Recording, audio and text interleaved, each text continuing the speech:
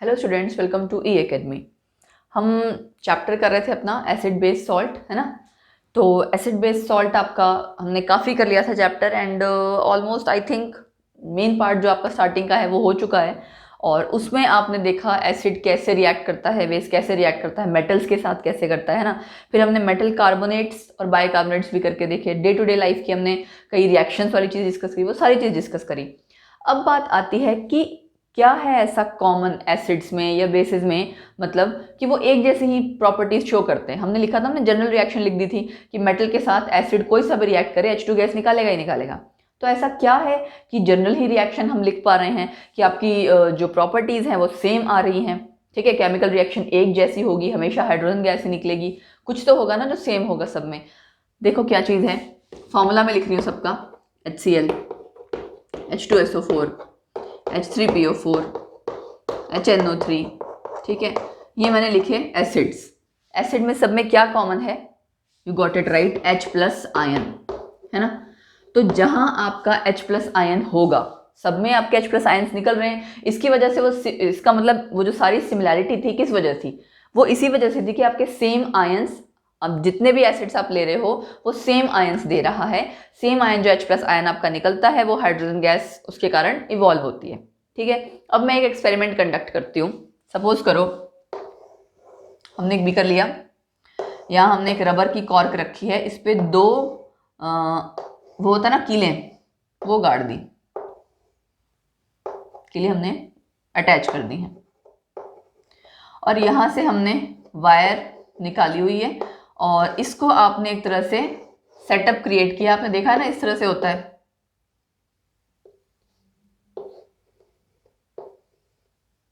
ये ऐसे, ये की होती है। ठीक है, कहीं पे आपने यहाँ पे बल्ब अटैच किया होता है। ठीक है, सपोज करो ये मैंने बल्ब अटैच कर दिया है। ठीक, और क्या होता है, स्विच हमने बना दिया, की जिसके लिए कह रहे हैं ये है। दूसरी बात आपकी क्या है कि यहाँ पे आपने कोई सॉल्यूशन लिया। सपोज करो मैं कह रही हूँ आपने NaCl सॉल्ट सॉल्यूशन लिया, NaCl नहीं HCl ले लो, चलो HCl सॉल्यूशन लिया। ठीक है, डाइल्यूट HCl सॉल्यूशन लिया। ठीक, अब क्या होगा, जब आप इसको, इस की को प्रेस करोगे ना तो करंट फ्लो करने लगेगा। ये आपके कैथोड एनोड की तरह बिहेव कर रहा है। एक तरह से दो टर्मिनल्स चाहिए होते हैं ना, पॉजिटिव नेगेटिव, तो उसकी वजह से आपका टर्मिनल पूरा हो रहा है। ठीक है, और ये ग्लो करने लगता है बल्ब। ये जो बल्ब आपने लगाया है ये ग्लो करने लगता है। बल्ब कब ग्लो करेगा? जब सर्किट में करंट फ्लो करेगा। ठीक है, करंट फ्लो करेगा मतलब क्या है कि क्या फ्लो कर रहे हैं? इलेक्ट्रॉन्स फ्लो कर रहे हैं। ठीक है, आपने फिजिक्स में भी पढ़ रखा होगा ना, V=IR पढ़ा था ना। तो वो वोल्टेज आपने जब अप्लाई किया यहाँ पे, ठीक है, सर्किट पूरा हुआ, करंट फ्लो हो रहा है। करंट कब फ्लो हो रहा है? जहाँ पे इलेक्ट्रॉन्स फ्लो होंगे। इलेक्ट्रॉन्स फ्लो कहाँ हो सकते हैं? इलेक्ट्रॉन्स, या अगर इलेक्ट्रॉन्स की बात आ रही है तो मतलब आयंस की बात आ गई। ठीक है, ये जो आपने डाइल्यूट HCl सॉल्यूशन लिया था, ये आपका क्या होता है? आयोनाइज हो जाता है। आयोनाइज होगा तो H+Cl नेगेटिव इसमें टूटेगा। इलेक्ट्रॉन्स आपके क्या करेंगे? ट्रैवल करेंगे। तो इलेक्ट्रॉन्स ट्रैवल करेंगे तो करंट ट्रैवल करेगा। जिस डायरेक्शन में इलेक्ट्रॉन फ्लो होता है उसकी अपोजिट डायरेक्शन में करंट फ्लो होता है। ठीक है, अपोजिट डायरेक्शन करंट फ्लो। इतना सबको क्लियर है? ये आपने हो सकता है शायद ऑलरेडी पहले भी पढ़ रखा होगा। तो अगर मैंने यहाँ तो डाइल्यूट HCl सॉल्यूशन लिया था, आपने एक बारी इससे करके देखा, H2SO4 करके देखा, अलग अलग एसिड्स लिए, सबसे एक एक बारी करके देखा, सब में बल्ब ग्लो कर रहा था। फिर हमने क्या किया, ग्लूकोज का सॉल्यूशन ले लिया, ग्लूकोज का, शुगर का, अल्कोहल का। ठीक है, इनके केस में ये बल्ब नहीं जला। जब आपने इनका सॉल्यूशन लिया, इनके केस में बल्ब नहीं जला। इसका क्या मतलब है कि इलेक्ट्रॉन्स फ्लो नहीं किए। इलेक्ट्रॉन्स नहीं फ्लो किए मतलब आपके सॉल्यूशन में आयंस नहीं थे। ठीक है, इट मींस ये आपके जो सॉल्यूशंस हैं दे डोंट आयोनाइज। ठीक है, तो जो चीज आयोनाइज नहीं हो रही है, आयंस नहीं दे रहा है सॉल्यूशन में, जो भी आपका सब्सटेंस है which don't give ions in the solution, they don't conduct electricity. यही बात हुई ना कि ये आपके सॉल्यूशन डोंट आयनाइज, ठीक है, डोंट कंडक्ट इलेक्ट्रिसिटी। क्लियर? और अगर हम उधर एसिड्स की बात करें या इस यहाँ पे एसिड की जगह बेस का भी सॉल्यूशन ले लेते ना, किसी बेस का NaOH QH किसी का भी, तो भी आपकी कंडक्शन हो जानी थी, तो भी आपका बल्ब जलना था। तो बेसिकली सब में कॉमन क्या है कि आपके एसिड्स और बेस जब आप सॉल्यूशन में उनको मतलब डालते हो वो क्या हो जाते हैं, दे आयोनाइज। ठीक है, दे आयोनाइज मतलब दे गिव आयंस। कौन से आयंस, एसिड्स आपके देते हैं H+ और बेसेस आपके देते हैं OH नेगेटिव। आयंस के कारण आपका जो सॉल्यूशन आयोनाइज हो गया, आयंस के कारण इलेक्ट्रॉन का फ्लो होता है फर्दर, इलेक्ट्रॉन फ्लो तो मतलब उसकी अपोजिट डायरेक्शन में करंट का फ्लो। ठीक है, और करंट जब पूरे आपके सर्किट में फ्लो करेगा तो बल्ब जो आपने अटैच कर रखा है वो ग्लो करेगा। ठीक है, substances which don't conduct electricity, जैसे कि ये ग्लूकोज, अल्कोहल, एग्जाम्पल पता होना चाहिए, क्यों नहीं करते, because they don't give ions in the solution. तो हम इन्हें क्या कह देंगे, बैड कंडक्टर्स ऑफ इलेक्ट्रिसिटी कह सकते हैं ना, बैड कंडक्टर्स ऑफ इलेक्ट्रिसिटी। और एसिड्स या बेसिस को, ठीक है, या इनके लिए वर्ड एक होता है इलेक्ट्रोलाइट, वो इलेक्ट्रोलाइट हम आगे पढ़ेंगे, इलेक्ट्रोलाइट क्या होता है डिटेल में आपका आगे भी आएगा। फिलहाल के लिए हम सिर्फ ये कह सकते हैं एसिड्स और बेस, एसिड्स और बेस के लिए या सॉल्ट, तीनों आपके क्या होंगे, गुड कंडक्टर्स ऑफ इलेक्ट्रिसिटी। ठीक है, good conductors of electricity. Clear हो गया इतना, कॉमन इनमें अब क्या हो गया पता लग गया, H+ आयन एसिड्स में, OH आयन बेसिस में, और ये एक ही तरह की प्रॉपर्टीज इसीलिए शो करते हैं क्योंकि जब ये उनका सॉल्यूशन बनता है तो यही आयंस देते हैं। आयंस देने के बाद ये आयंस आपके फर्दर कंबाइन करते हैं, जो प्रॉपर्टीज आती है वो इसी की वजह से आती हैं। अब मैं कुछ रिएक्शन लिखती हूँ, वो रिएक्शन देख के आप पहचानिएगा, या आपको कुछ चीज़ें समझाऊंगी मैं, देखो कैसे। सी HCl आपका है, ठीक है। अब चलो मैं एग्जांपल ही देती हूँ, पहले हमने क्या किया उसके बाद आइडिया लगेगा कि ऐसा क्यों है। हमने क्या किया, एक टेस्ट ट्यूब ली, इसको मैं रब कर देती हूँ अभी, एक टेस्ट ट्यूब ली, ठीक है, उसको हमने स्टैंड पे लगा दिया, या जो आपके टॉन्ग्स होते हैं ना उससे पकड़ा हुआ है टेस्ट ट्यूब को, ठीक है। यहाँ हमने इसके अंदर लिया NaCl सॉल्यूशन, ठीक है, NaCl सॉल्यूशन या NaCl कह लो, NaCl ले खाली, और ऊपर से आप वॉल से यहाँ डाल रहे हो H2SO4 एसिड कंसंट्रेटेड, ठीक है। हो सकता है इसमें से कोई गैस निकलेगी, यहाँ आप कॉर्क फिट कर दो, ठीक है, और गैस आपकी कोई हो सकता है निकलेगी, ठीक है भाई। जो गैस निकलेगी वहाँ पे यहाँ आप उसकी गैस के स्टार्टिंग में यहाँ पे क्या अटैच कर दो, एक अटैच कर दो, या जैसे गैस है वो तो लिटमस पेपर अगर आपने सामने भी रखा होगा तो कलर चेंज होना होगा तो हो जाएगा। यहाँ आपने यूज कर लिया लिटमस पेपर, ठीक है। दोबारा देखो, NaCl लिया, ऊपर से हम डाल रहे हैं H2SO4 डाल रहे हैं, उसके बाद यहाँ आपने लिटमस पेपर ले रखा है, ठीक है। और अब लिटमस पेपर का या तो कलर चेंज होगा या नहीं होगा, ठीक है ना, ये बात क्लियर हुई। कब कलर चेंज होगा कब नहीं होगा, यहाँ पे इनकी रिएक्शन से बनना चाहिए था HCl गैस। HCl गैस अगर बनती तो HCl गैस हम तो ये सोचे हैं कि HCl क्या करेगा, टूट जाएगा H+ ions and OH ions, sorry Cl में, हम यही सोचेंगे ना कि HCl गैस है तो H+ and Cl negative ions में टूट जाना चाहिए, और H+ अगर आ गया मतलब क्या है कि एसिडिक इन नेचर है, तो वो क्या करेगा, लिटमस पेपर को चेंज कर देना चाहिए था उसने, बट ऐसा हुआ नहीं। आपने क्या किया, एक बारी ड्राई लिटमस पेपर यूज किया, एक बारी मॉइस्ट लिटमस पेपर यूज किया, ठीक है। दोनों में से अगर आप चेक करोगे, मॉइस्ट वाले के केस में उसका कलर चेंज होगा, उस वाले केस में ड्राई वाले में चेंज नहीं होगा, ठीक है। अब एक्चुअली इसमें हुआ क्या, HCl गैस तो बनी रही थी, रिएक्शन तो होगी ही NaCl के बीच में और H2SO4 के बीच में, ठीक है, डिस्प्लेसमेंट रिएक्शन हो गई, HCl गैस बनी, Na2SO4 बना, ठीक है, सॉल्ट बन गया आपका, दो अलग अलग तरह के डबल डिस्प्लेसमेंट रिएक्शन हो गई। HCl गैस जो बनी, अगर तो यहाँ अंदर कहीं आपका पानी का कंटेंट होता, ठीक है, तो क्या होता, देखो HCl प्लस वाटर क्या बना देता वो, H3O positive plus Cl negative, hydronium ion और Cl नेगेटिव। बट खाली HCl gas, dry HCl gas ionise नहीं होगी, क्या बोलेंगे हम, dry HCl gas don't ionise. इसी तरह से आप किसी और भी अगर सपोज करो एसिड बेस कोई भी अगर लोगे बिना पानी के, तो आपका वहां पे आयन नहीं बनेगा, ना H+ आयन ना OH आयन। ठीक है, आप अलग अलग अगर सपोज करो एक्सपेरिमेंट्स इसी तरह से कराओ, उन केसेस में H+ आयन OH आयन नहीं बनेंगे। जब H+ आयन OH आयन बन ही नहीं रहे हैं तो फर्दर आपकी सारा प्रोसेस रुक जाएगा, थम जाएगा। ठीक है, तो यहाँ से हमें क्या पता लगा कि जो भी एसिड्स और बेस हैं वो H+ या OH आयन कब देते हैं? In presence of water. ठीक है, क्यों? क्योंकि यहाँ पे आपका लिटमस पेपर का कलर चेंज हो रहा था, यहाँ नहीं हो रहा था, यहाँ पे नहीं होगा, है ना। मॉइस्ट का मतलब क्या है? पानी का कंटेंट आ गया, पानी के कंटेंट के साथ जैसे ही एचिल गैस मिली, यानी थोड़ा सा पानी उसको मिला, उसने दिए आयंस, आयंस की वजह से वो कलर लिटमस पेपर का चेंज हो जाएगा। ठीक है, तो हम क्या कंक्लूड कर सकते हैं यहाँ से? इस पे बेस्ड क्वेश्चन आता है, इस एक्सपेरिमेंट पे बेस्ड, HCl गैस वाले पे बेस्ड। ठीक है, ये आप अच्छे से तैयार करना, कॉन्सेप्ट क्लियर होना चाहिए एक्चुअली, बेसिकली जो मेन चीज तो ये है। ओके, तो हम क्या कह सकते हैं? देखो कि acids and bases don't give H+ and OH ions in the absence of water। मतलब पानी का होना जरूरी है, वाटर नहीं होगा तो वो आयनाइज नहीं होंगे, H+ OH आयंस नहीं देंगे एंड उनका प्रोसेस वहीं पे स्टॉप हो जाएगा। जो वो एसिडिक नेचर या बेसिक नेचर शो कर रहे हैं बेसिकली, वो कहना चाहिए कि वाटर की प्रेजेंस में करेंगे, अदरवाइज नहीं करेंगे। क्लियर हो गई इतनी बात? Acidic nature, acidic and basic nature only in presence of water.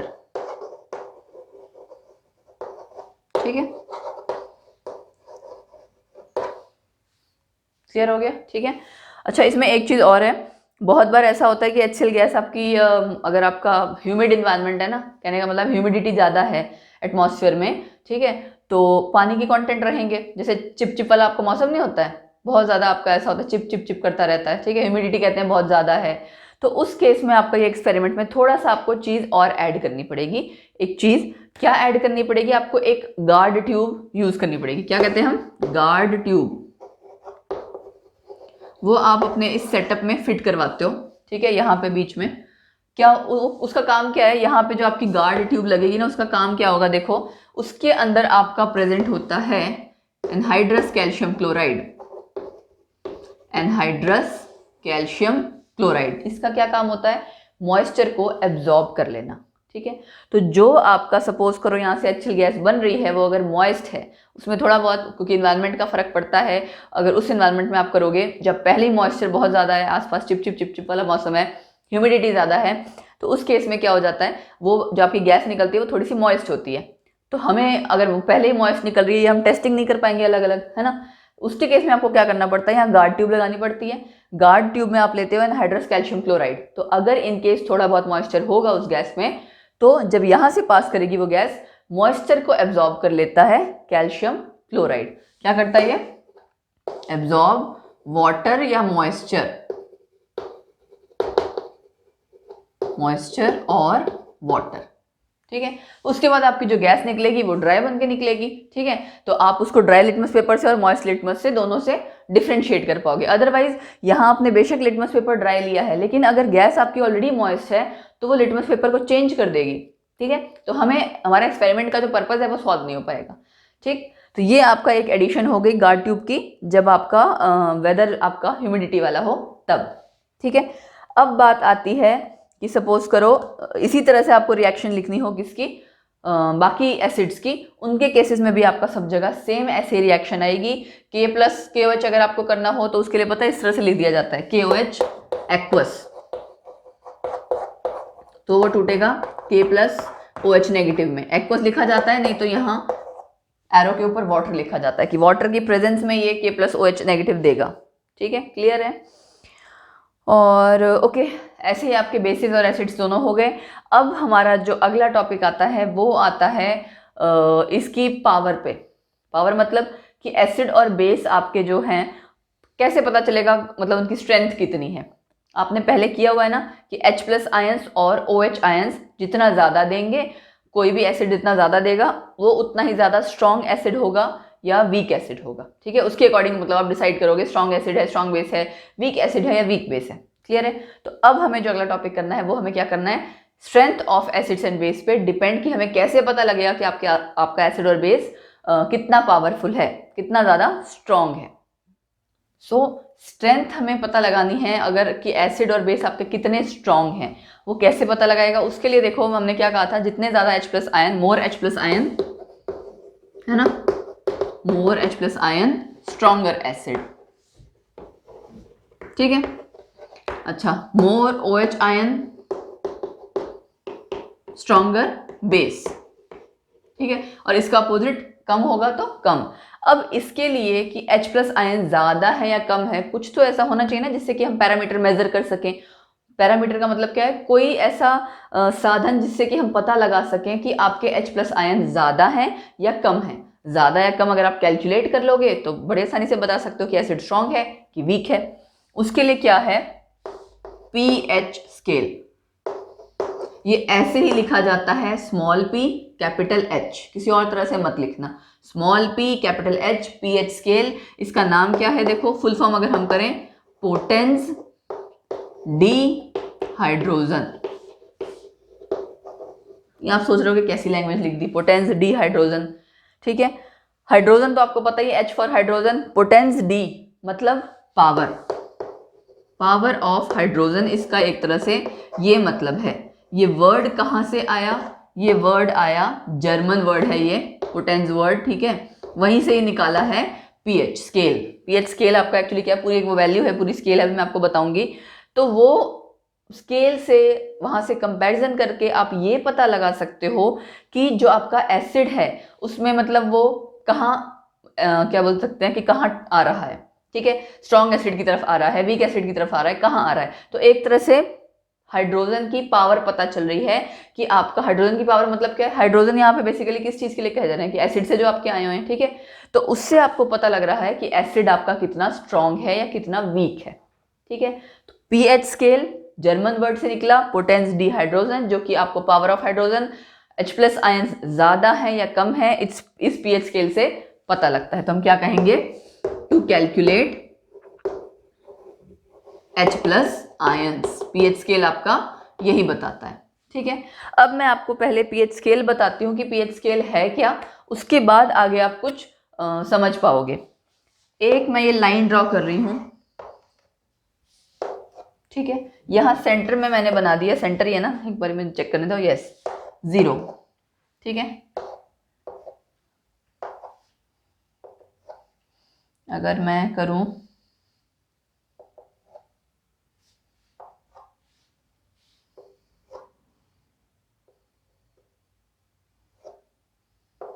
चलो 1 2 3 4 5 6 7 हो गए ना। ओहो, लिखने ऐसा था, मुझे लिख कैसे दिया मैंने, इधर से आएगा 1 2 3 4 5 6 7, इधर से बनाना शुरू किया था मैंने, गलती से इधर से लिख दिया। ठीक है, ये आपका बीच वाला, और 7 हो गया, देन 8 9 10 11 12 13 और 14। अब देखो ज़रा। ठीक है, और आई थिंक ये आपका सेंटर वाला पॉइंट है जहां आपका 7 है। लेट मी चेक एक बारी, कई बारी ना इक्वल डिस्ट्रीब्यूशन नहीं होती, इस साइड हमें थोड़ा ज़्यादा लग रहा है ना, इसको मैं थोड़ा सा दूर दूर ड्रॉ कर देती हैं सो दैट इक्वल डिस्ट्रीब्यूशन आए हमारी। ठीक है, एक minute, let me again draw it, actually कहना चाहिए साइड से, एक्चुअली ना एक्चुअल डिस्टेंस पता नहीं लग पा रहा होता है, तो मैं फ्रंट से आके ड्रॉ करती हूँ सो दैट कोई गड़बड़ी नहीं रह जाएगी एंड आपको भी नहीं लगेगा कि गैप कम है ज़्यादा है क्या है। ठीक है, 6 ये होगा ना, 6 5 4 3 2 1, अब सही है, यस ऑलमोस्ट सही है। ये है आपका pH स्केल। ठीक है, ये जहां 7 लिखा है ये है आपका न्यूट्रल पॉइंट, मतलब वो सॉल्यूशन जिसका pH, ये pH की वैल्यूज है सारी, ये pH वैल्यूज। ठीक है, सारी pH वैल्यूज है 1 से लेके 14 तक, ये आपकी पूरी स्केल होती है, pH वैल्यूज हैं। जिस जिस भी सॉल्यूशन का जो आपको दिया होगा उसकी अगर पीएच वैल्यू 7 है तो वो आपका न्यूट्रल सॉल्यूशन है। ठीक है, इधर जाते जाते आपका सॉल्यूशन बेसिक होता जा रहा है, बेसिक नेचर इंक्रीजेस, ये इंक्रीजेस का साइन है, मैं बता लिख भी दे रही हूं बट आप याद रखना ये इंक्रीजेस का साइन है। और इधर जाते जाते क्या होगा, एसिडिक नेचर इंक्रीजेस।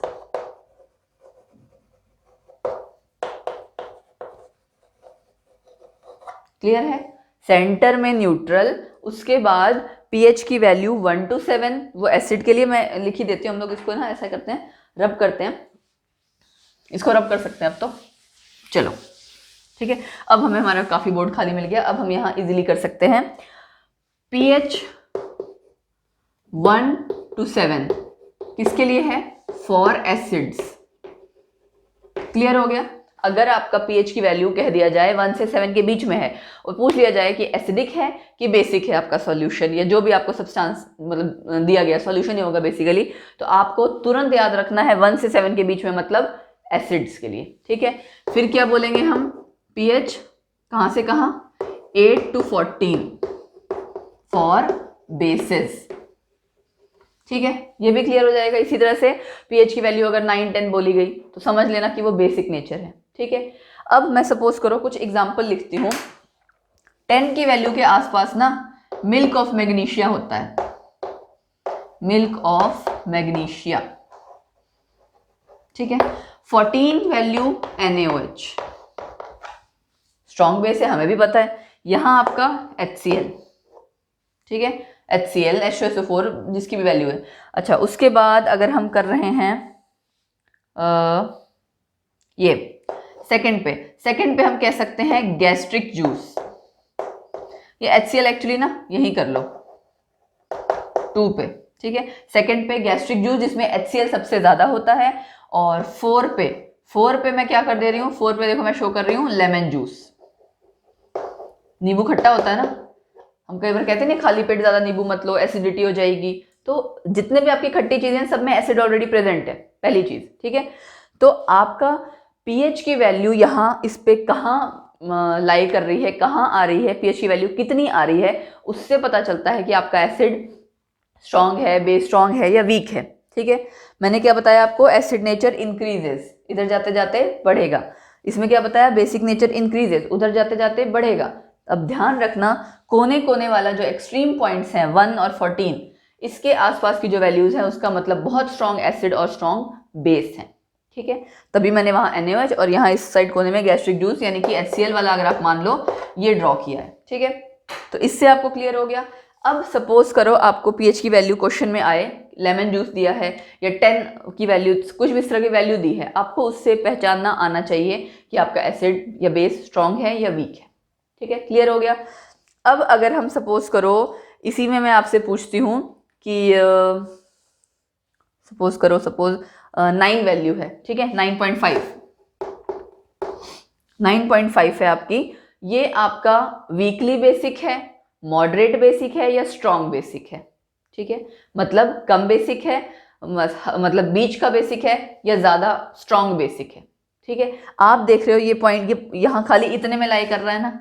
ठीक है, और अगर आप इस चीज को 3 भाग में बांटो, कितना है ये, 2 और यहाँ पे, तो यानी आपका सपोज करो इतना 2.5 कर लिया हमने, इधर से भी हमने क्या कर लिया, 2.5 कर लिया। ठीक, अंदाजे से अगर आप देखोगे 9.5 वाला आप कह सकते हो weakly to moderate basic in nature. तो ये थोड़ा सा अंदाजा होना चाहिए कि वो आपका कितना बेसिक है कितना नहीं है बेसिक। ठीक है, जितनी वैल्यू इस न्यूट्रल के पास होगी, ठीक है, उतना आपका क्या होगा, उसकी एसिडिटी या बेसिसिटी कम होगी। मतलब दोनों साइड से अगर बीच में आते जाओगे तो क्या होगा, एसिडिटी और बेसिसिटी कम होती जा रही है, वो सॉल्यूशन आपका न्यूट्रल की तरफ जा रहा है। अगर आप डिस्टिल्ड वाटर ले लो ना, उसमें कोई आयंस नहीं है, वो न्यूट्रल, उसकी वैल्यू pH 7 आएगी। क्लियर है, मिनरल वाटर में नहीं आएगी क्योंकि मिनरल में आयंस होते हैं, वो आयंस आपका कुछ ना कुछ उसमें आपकी चेंजेस लाएगा, एग्जैक्ट वैल्यू नहीं आएगी। ठीक है, तो यहाँ आपकी वैल्यू आ गई 7, डिस्टिल्ड वाटर के केस में बिल्कुल न्यूट्रल है।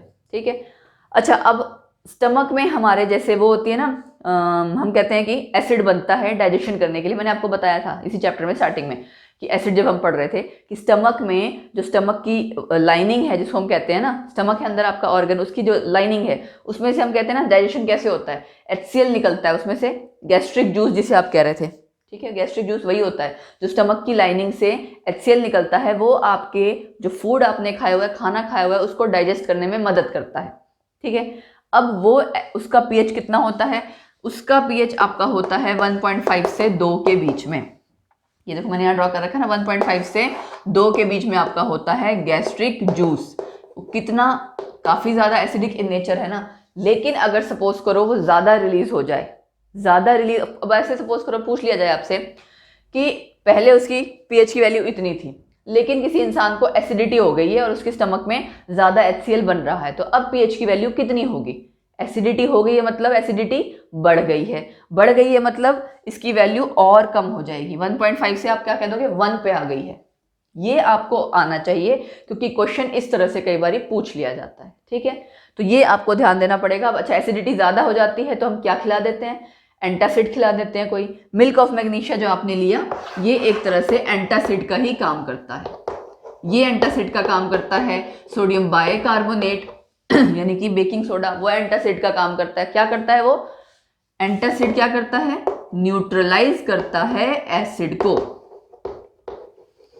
एसिड को न्यूट्रलाइज करना मतलब न्यूट्रल बनाता है, क्योंकि ये इसमें क्या है, सोडियम बाइकार्बोनेट हो गया, ये हो गया, इसमें क्या है आपका, इसमें एक्चुअली आपके OH आयंस हैं, बेसिक इन नेचर है। बेस क्या करेगा, एसिड को न्यूट्रलाइज करेगा ऑब्वियसली, ठीक है। तो इस तरह से आप पहचान सकते हो एसिड या बेस आपका स्ट्रॉन्ग है या वीक है, ठीक है। ये आपको पहचानना पहली बात है, आना चाहिए। अब अगला पॉइंट आता है कि अगर मैं कहूं कि जो मैंने आपको एसिड दिया था उसको मैंने डाइल्यूट कर दिया, ठीक है, दोबारा सुनो, मैंने आपको कुछ एसिड दिया था, उस एसिड को मैंने डाइल्यूट कर दिया। डाइल्यूट कर दिया मतलब मैंने उसमें पानी डाल दिया, ठीक है। तो पहले कैसा एसिड था, स्ट्रॉन्ग एसिड था, पानी डाल दिया तो क्या हो गया, थोड़ा वीक एसिड, तो pH क्या होगा, इंक्रीज होगा, ठीक है। इसके लिए भी हम करते हैं, इस पे क्वेश्चन आ जाता है, तो ये ध्यान से करना। डाइल्यूशन के रिगार्डिंग आपका क्वेश्चन पूछ लिया जाता है, दोबारा कर, दोनों के लिए करेंगे हम, एसिड और बेस दोनों के लिए। On dilution of acid means adding water, means addition of water कर लो, means addition of water to acid, ठीक है। डाइल्यूशन का मतलब उसको डाइल्यूट करना, ठीक है। कहते नहीं आप, कोई चीज़ आपकी सब्जी ज़्यादा, दाल ज़्यादा गाढ़ी होगी, क्या करते हो, पानी गर्म करके डाल देते हो थोड़ा गाढ़ापन उसका कम करने के लिए, तो क्या किया, वो डाइल्यूशन कर रहे थे ना, डाइल्यूट कर रहे हो। तो ऑन डाइल्यूशन ऑफ एसिड यानी कि addition of water to acid, strong acid becomes weak acid, यही मतलब है इसका, strong acid becomes weak acid. इतना समझ में आ गया। अब अगर पहले स्ट्रॉन्ग एसिड था तो pH की वैल्यू कम होगी, जैसे जैसे वो वीक की तरफ जाता जाएगा pH की वैल्यू इधर आती जाएगी, तो हम क्या कह सकते हैं, pH increases on dilution of acid, pH increases on dilution of acid. Clear है, pH की वैल्यू बढ़ रही है ना, तो ये डायरेक्ट क्वेश्चन अगर पूछ लिया जाए तो कई बार बच्चे जल्दबाजी में गड़बड़ कर देते हैं। अब इसी का अपोजिट मैं कहती हूं on dilution of base. On dilution of base का मतलब क्या है, पानी डाला हमने किसमें, बेस में, पानी डाला मतलब बेस के गाढ़ेपन को हम कम कर रहे हैं, तो क्या मतलब हुआ, strong base gets converted to weak base. ये क्लियर है, ये तो सीधी सी बात से दोनों के केस में यही था कि स्ट्रॉन्ग एसिड वीक एसिड में कन्वर्ट हो जा रहा है और स्ट्रॉन्ग बेस वीक बेस में कन्वर्ट हो जा रहा है, लेकिन pH की वैल्यू दोनों की अलग अलग है। वीक एसिड में pH इंक्रीज हो रहा है, वीक बेस में pH डिक्रीज हो रहा है। सो आप क्या बोलोगे यहाँ पे, pH decreases on dilution of base, कि अगर बेस का डाइल्यूशन करते हो तो pH की वैल्यू घटेगी, एसिड का डाइल्यूशन करते हो तो pH की वैल्यू इंक्रीज होगी, ठीक है।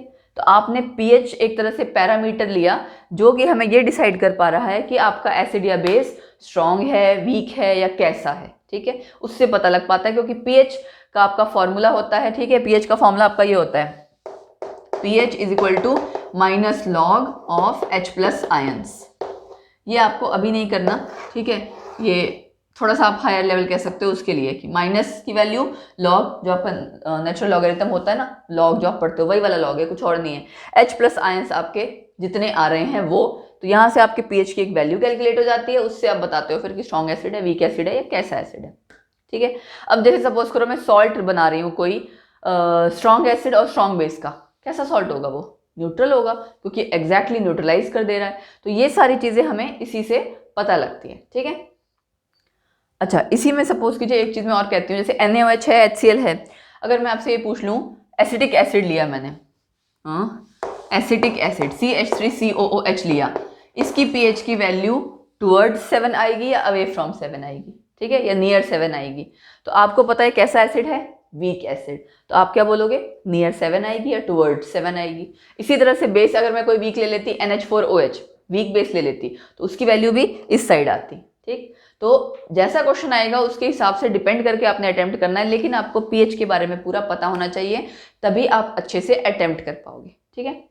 तो आज के लेक्चर के लिए इतना ही। अगले लेक्चर में हम pH की importance day to day life में, ह्यूमन बॉडी में, इस सब में ओवरऑल पढ़ेंगे, ठीक है। इस चैप्टर में भी उसके बाद कुछ आगे कंपाउंड्स हैं, उन कंपाउंड्स के बारे में भी डिस्कस करना है। तो आई होप आपको अब तक का चैप्टर क्लियर हो गया होगा। जो लोग नए हैं उनका क्या काम है? उनका काम ये है कि आप चैनल को सब्सक्राइब करें, और प्लीज़ सब्सक्राइब करो, यही कह सकती हूँ मैं।